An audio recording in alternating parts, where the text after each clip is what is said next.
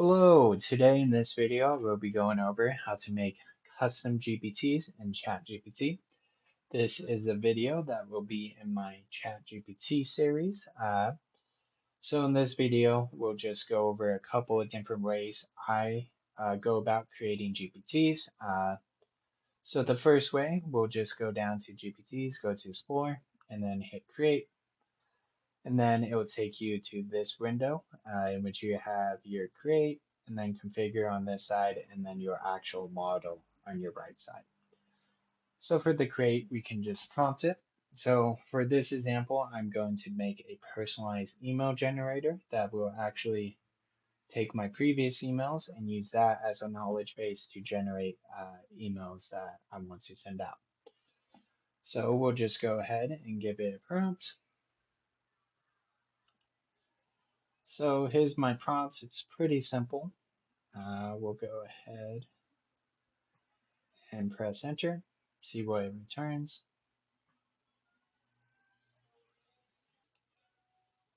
So here's what, so usually how this goes is it will either ask you more questions if it needs some context, or it will just pretty much tell you what it's going to create. And then the next step, it will usually ask for a name for the GPT. So, personal inbox ghostwriter. That sounds pretty good. So, we'll go ahead and keep that. And then the next step is it will generate images, or it will try generate a profile picture for the GPT. But recently, I've been noticing that it's been really struggling with this part. So, yep. So, it looks like it wasn't able to, but we'll just go ahead and say no. Let's finish the GPT.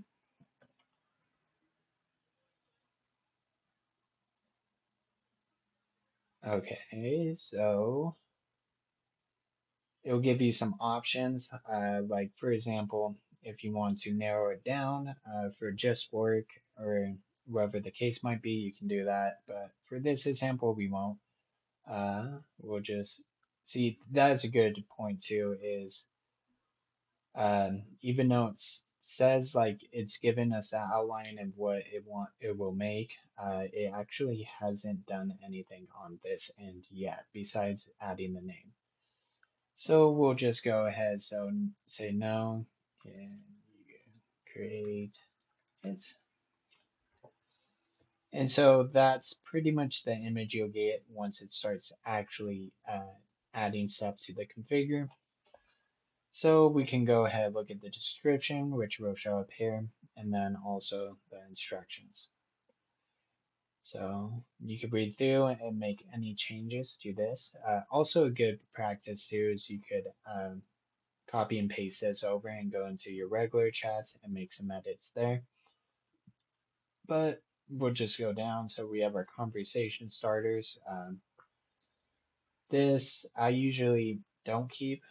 Some of them can be helpful, but I usually have something like start or something that works for me. Your knowledge is where you actually upload your emails that you've written in the past. So the customized GPT does sound like you. And then you recommend a model. You could just choose the latest model. And since this is the email generator, you could just do no recommended model. And it mainly focuses on what the users will use. And since this is personalized, then you keep it private and won't actually share it with anybody. So this doesn't matter too much. The capabilities, since this is emails, we don't need the image generation. Canvas will keep, and then web search will keep. And then at the bottom, you have your create new actions. So we won't add anything here. For this video, I won't go over any actions. In later videos, I think I will cover some use cases. And so from there, we can go ahead and create it. Usually you want to just test it to make sure it works well. So I can just ask him.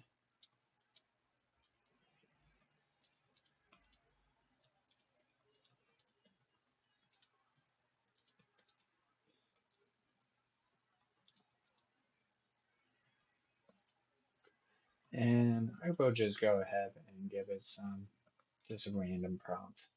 This is see. And fantasy, I mean fantasy football. There we go. It gives me a good little email. If it did have my actual personalized emails, then it would actually show that when it's process or when it's generating the answer, it will actually say looking through knowledge base. So from there, you just go ahead and hit create, and then you could choose to either keep it to just yourself or anyone with the link or the GPT store. I already have one, so we'll just go ahead and stop there. So the second way you could create a GPT, you still have to go through this whole process, but you can actually use just the regular chat features to build out the actual instructions, the description, and then knowledge base. So usually when I choose to use this one is when I want the GPT to pretty much do certain steps. Because when you use the create mode, it usually gives you more generalized instructions and not very specific ones, even when you prompt it to. So this one usually is better for like a GPT that say you're creating a trainer GPT in which people can use to pretty much train on certain topics. For example, I created one for my coworkers to teach them how to prompt. So in this case, I'm going to make one that is actually making thumbnails for YouTube videos. Here's my prompt, and then from here it will usually give a description. I've noticed actually today that the description's super long and none of these or this won't actually fit into the custom GPT. So that was interesting. And then moving down, it will give you the actual instructions or the system prompt, and you can copy and paste this over to your instructions here. And then here's the actual one I created using this wording. So I just named it, gave it a short description, and then copied and pasted over the instructions here. So one thing I've noticed is the best thing with ChatGPT and these other tools is that you can just ask it how to do things, especially in its own system. For example, if you don't know how to make a custom GPT, you could just ask ChatGPT the best way to go about it. And that's one of the tools or one of the ways I use ChatGPT the most. For example, I've been looking into how to do the actions, and I just literally asked ChatGPT, what are the actions? What can you do with them? What's some good use cases? And then go from there. So it's really good at doing that. So going back to this actually thumbnail creator. So once I put this instructions in here, I did a couple of conversation starters like start and then what is your video about? And then I tested it here on the side here. So uh, I did the conversation starter. So probably not a good one. Probably need to edit that. But it then asked me what the video was about, and then I gave it the answer. And so it actually gave me an interesting image. So originally I wanted it to produce 5 different images that I can then choose from, but it actually produced it all in one image. So it gave me these 5 different ideas. And then from there, I just said I like idea 2, and then it made me the thumbnail here. So that looks pretty good. If I did want to make any, uh, pretty much any changes to this, I would not try to change it by myself. I would go here and actually prompt it any changes that I wanted to make to it.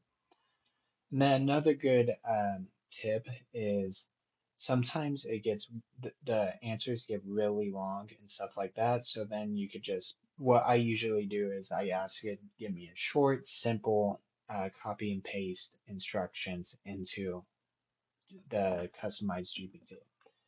If not, it will just pretty much word vomit all over the response. And then I also like to actually pay attention to what kind of suggestions it gives.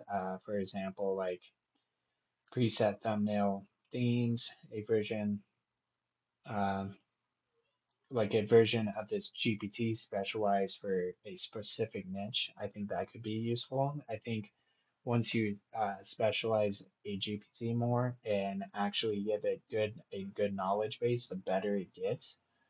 But this video was mainly just showing you two different ways to make your own custom GPTs. So thank you for watching. I'll see you next time.